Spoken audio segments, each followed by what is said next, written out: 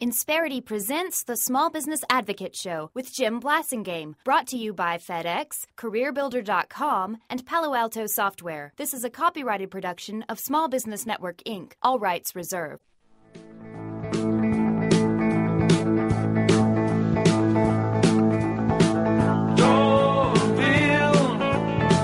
Touch a country in the city. I was just in Doraville not too long ago, over a little suburb. Used to be a little sleepy little town in outside of Atlanta. Now it's kind of part of the whole urban scene over there. Doraville. Welcome back. 17 till. I'm Jim Blasingame. That's the Atlanta Rhythm section, bringing us back with one of their classics. Please check out my website, smallbusinessadvocate.com. Having a great visit with our good friend Olalah Njenga. Olalah is the CEO of Yellowwood Group. She's the author of 37 What Were They Thinking Moments in Marketing. She's here helping us celebrate. This is one of the interviews we're having to celebrate Black History Month. We got some more scheduled for next week. But Olalah is a very successful entrepreneur. She's one of our favorite folks around here. Olalah, thanks again for hanging out with us. And we're talking. It is Black History Month.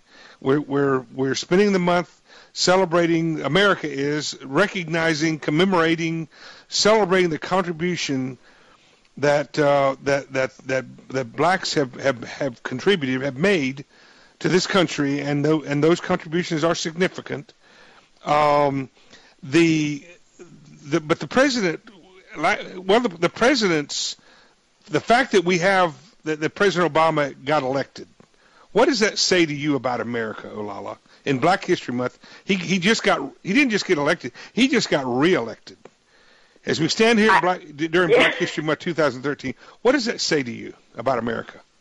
I mean, I think that it's reflective of the changing landscape of the country, and I think in terms of legacy for blacks, that it's another major milestone to be able to secure that spot in office. And so I think when I think about the president, I kind of divide it into two buckets, and you and I have had this conversation before because it's gotten me in a lot of trouble previously, some White House trouble. But nonetheless, I do think that for Black Americans and African Americans all over the globe, it's a major milestone, and it is something to be celebrated. Yeah. So I'll keep it in. And I agree. Bucket. And I agree with that. And that's and I think when President Obama was elected and reelected, it proved to the world that America is post-racial. Right. But I have to say something. We're at least moving. I have to ask this question. You may not want to answer it. We may want to just let this one go. Okay. But when I see some of the behavior of this president, when I see some of the things that he comments on and some of the ways that he thinks of some of his policies, my question, here's my comment. I've never said this before, but I'm going to say it and ask the question. America became post-racial when we elected Barack Obama and then reelected him. But did we elect a post-racial president? Ooh. Is that too hard to touch? I think it's a question that should be asked. Well, I appreciate you throwing the question out there, and I think it's an intriguing one to have. I also think it's a conversation that gets had behind closed doors. Yeah. Because people are afraid to kind of throw that out there. I wonder. I wonder about that, but no, that's something to think about, and one of the things that I wanted to ask about is you're a business owner. Yeah. In fact, I'm celebrating 10 years of business ownership this month. Congratulations. I'm giving you. So I got my eye on a lot of the stuff that the president is doing because he's messing with my money right now. I'm giving you a standing ovation. Right. You're out there as an entrepreneur. You're making a living. You're making payroll. You got how many employees? We have 4, getting ready to be 5 now. All right, good for you. So I'm sure you don't pay anybody minimum wage. I'm sure your employees are making more than minimum wage. But the president recommended that we raise minimum wage to $9 an hour. What do you think about that? Well, I've got 2 hats for that one because, as I often do, as a wife and a mother and a consumer, I think it's a beautiful thing. Anytime we can raise minimum wage. Makes a lot of sense for people who need those extra dollars. The issue is when you look at the companies that have to make that payroll adjustment to change their compensation base to absorb the additional for minimum wage, Yep.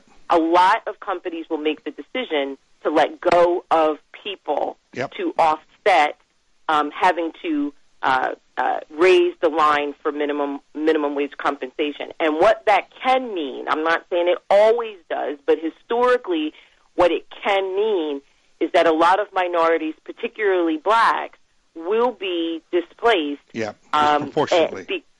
Disproportionately. And I'm not, that's not my opinion. That's drawing numbers from the United States Department of Labor. Mm-hmm. No, that's exactly right. Well, black unemployment is already at around 15%.